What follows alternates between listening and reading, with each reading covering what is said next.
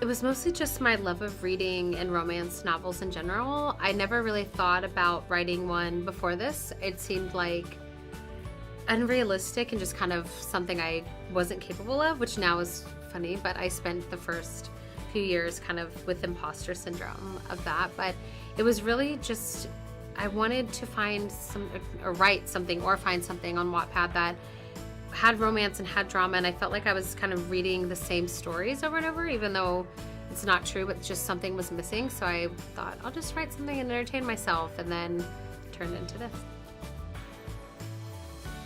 My favorite, well, it goes back and forth, but for now, the Bronze Horseman trilogy is like one of my all-time favorites. It's just so good. It's like an epic love story where, have you read it? I haven't, no. Where it starts when they're like, well, I won't spoil too much, but it starts when they're like, she's 16 and it ends like when they're like 80. And it's like during World War II, during like Russia. It was just, it's so beautiful. And I love anything by Cassandra Clare. I love Colleen Hoover. I love anything with romance.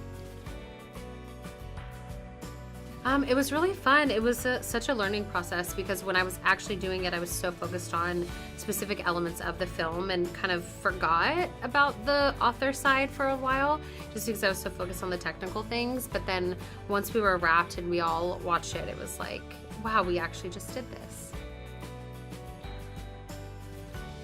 I guess the one that comes to my head, there were so many amazing moments, but the first time I saw Hero and Joe in costume as Sergeant Tessa for a screen test, I was just like, it just hit me like, wow, we're all here. Like from me to the crew to all of these people, all these vans, all these trailers are all here from this little thing that I wrote for a hobby. It's been fun. It's been sometimes challenging deciding like what to cut and what not to. The Wattpad version is like another book length longer, so we went through the first like trimming in the novels, even though they're enormously long still. And then this we trimmed down even more, obviously, for an hour and 45 minutes. But it's been really cool to tell the story on almost 3 different platforms. So I really loved it. And even with the times where I knew that things were gonna have to be cut or trimmed for the film, it was still exciting to kind of like fit the puzzle pieces in.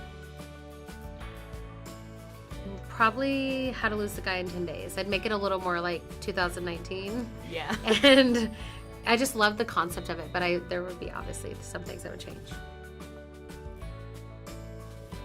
Pride and Prejudice, but I really love tragic love stories. Like I'm not a happy flowery person, so I love that it doesn't end happily in Wuthering Heights, but I also, Pride and Prejudice is like always going to be the number one. But I love the like tragicness of the tragedy of Wuthering Heights.